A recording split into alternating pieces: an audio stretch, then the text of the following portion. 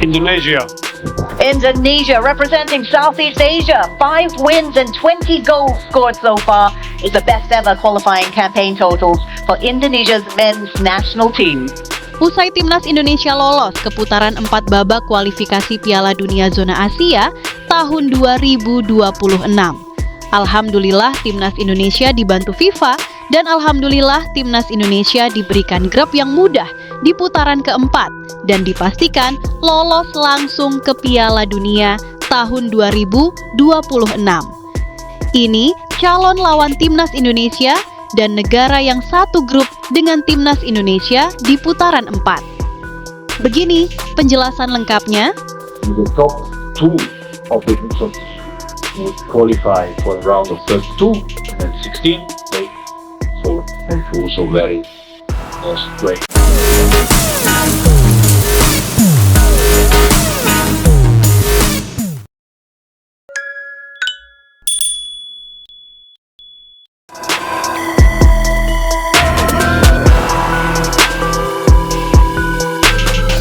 Dunia sepak bola digemparkan oleh pernyataan yang tidak pernah diduga sebelumnya.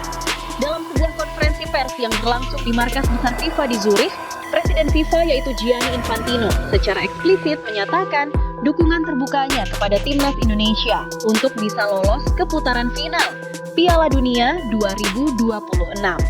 Bahkan, Presiden FIFA mengatakan bahwa FIFA akan mendorong Indonesia agar mendapatkan grup yang lebih ringan di putaran keempat babak kualifikasi Piala Dunia tahun 2026. Pernyataan ini datang hanya beberapa jam setelah Indonesia menuntaskan laga terakhir di putaran ketiga dengan kekalahan timnas Indonesia versus Jepang yang memastikan tempat mereka di putaran keempat, tahap terakhir sebelum tiket menuju panggung utama di Amerika Serikat, Kanada, dan Meksiko.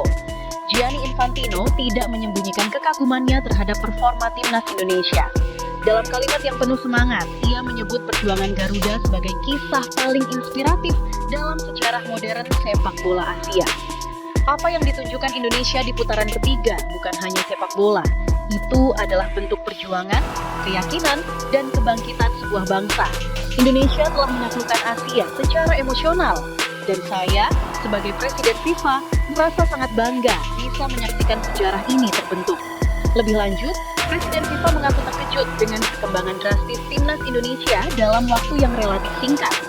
Dari tim yang sempat diragukan pada awal babak kualifikasi, Indonesia kini menjadi salah satu kekuatan yang paling konsisten dan berbahaya di Asia Tenggara. Dalam pernyataan yang paling kontroversial dan menjadi pembicaraan hangat dunia, Presiden FIFA menyebut bahwa FIFA akan mengupayakan Indonesia masuk ke grup B di putaran keempat. Grup tersebut disebutnya akan diisi oleh Indonesia, Palestina, dan Uni Emirat Arab, tim-tim yang secara historis lebih seimbang. Kami tidak berbicara soal kecurangan atau manipulasi. Kami berbicara tentang keadilan dan pengakuan atas kerja keras. Indonesia layak mendapatkan sedikit ruang bernapas. Mereka telah memberi segalanya di lapangan, dan FIFA punya tanggung jawab untuk memastikan perkembangan itu terus berjalan ke arah positif. Lebih mengejutkan lagi, Presiden FIFA secara terang-terangan menyebut bahwa Indonesia tidak akan dipertemukan dengan Qatar. Setiap kali Indonesia bertemu Qatar, selalu ada hal yang mencurigakan, terutama menyangkut keputusan wasit. Ini harus diakhiri. FIFA ingin menjamin bahwa pertandingan di putaran keempat nanti akan berjalan tanpa tekanan politik maupun teknis dari luar lapangan. Kami tidak bisa terus membiarkan hal itu terjadi. FIFA harus turun tangan untuk melindungi keadilan dan memberi kesempatan yang setara bagi negara-negara seperti Indonesia. Salah satu pernyataan yang paling mengejutkan datang ketika Presiden FIFA membahas pembagian grup di putaran keempat yang akan segera dilakukan oleh AFC. Menurutnya, FIFA sedang mendorong pendekatan yang tidak hanya mengacu pada ranking FIFA, tetapi juga performa dan potensi pertumbuhan sepak bola suatu negara. Indonesia akan berada di grup B bersama Palestina dan Uni Emirat Arab.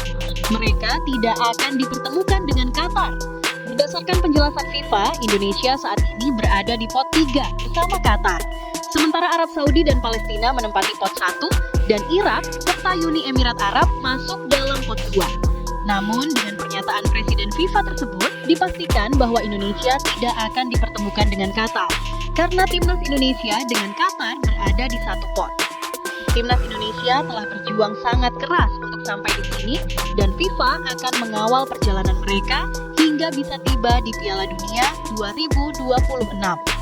Presiden FIFA juga mengungkapkan bahwa selama putaran ketiga, Indonesia mencatatkan rekor sebagai tim dengan peningkatan performa tertinggi berdasarkan analisis teknis FIFA.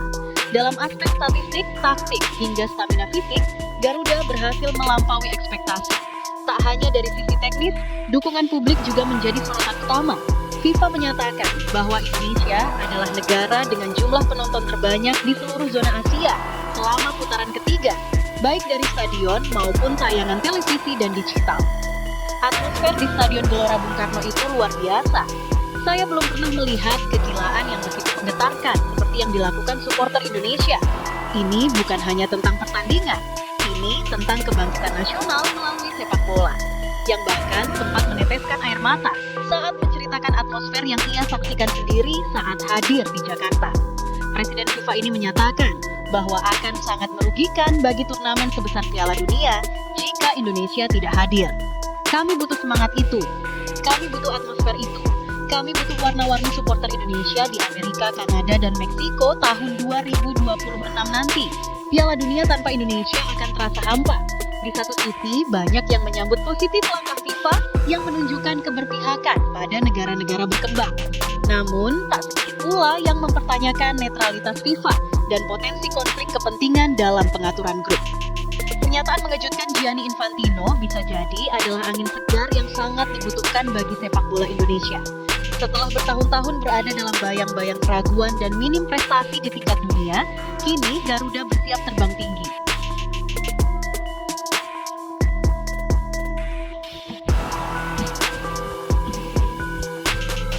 Berita kedua, begini pernyataan media Eropa yaitu ESPN yang mengaku terkejut dengan permainan timnas Indonesia usai pertandingan timnas Indonesia versus Jepang di leg kedua babak kualifikasi Piala Dunia tahun 2026. Salah satu media olahraga terbesar dunia asal Eropa, ESPN, melontarkan pernyataan yang mengejutkan, sekaligus memukau banyak pihak usai menyaksikan penampilan luar biasa timnas Indonesia saat menghadapi Jepang dalam leg kedua babak kualifikasi Piala Dunia 2026. Dalam pertandingan yang berlangsung sengit dan intens, media ESPN secara terbuka mengakui bahwa timnas Indonesia tampil di luar ekspektasi, bahkan mampu mengimbangi kekuatan raksasa Asia seperti Jepang. Dalam laporan eksklusifnya, media ESPN menyoroti performa luar biasa lini pertahanan Garuda yang dikomandoi oleh trio bek utama, Mace Hilgers, Jay Idzes, dan Justin Hubner. Ketiga bek naturalisasi tersebut dianggap menjadi tembok kokoh yang membuat para penyerang Jepang frustrasi sepanjang pertandingan. Timnas Indonesia telah menunjukkan pertahanan terbaik yang pernah kami lihat dari tim Asia Tenggara. Mace Hilgers, Jay Idzes, dan Justin Hubner tampil nyaris sempurna malam ini. Media ESPN secara khusus memuji bagaimana pertahanan Indonesia berhasil beberapa kali menggagalkan strategi tiki-taka khas Jepang yang selama ini terkenal sangat efektif. Serangan cepat dan terorganisir Jepang yang biasanya mematikan berkali-kali harus terhenti karena aksi heroik para bek Indonesia. Salah satu momen yang disorot adalah duel langsung antara Jay Idzes dan Justin Hubner saat menghadang penyerang Jepang yang bermain di La Liga dan berharga tinggi, Takefusa Kubo. Pemain milik Real Sociedad itu yang memiliki nilai pasar fantastis mencapai 695,23 miliar rupiah terlihat frustasi karena terus gagal melewati penjagaan ketat para bek Garuda.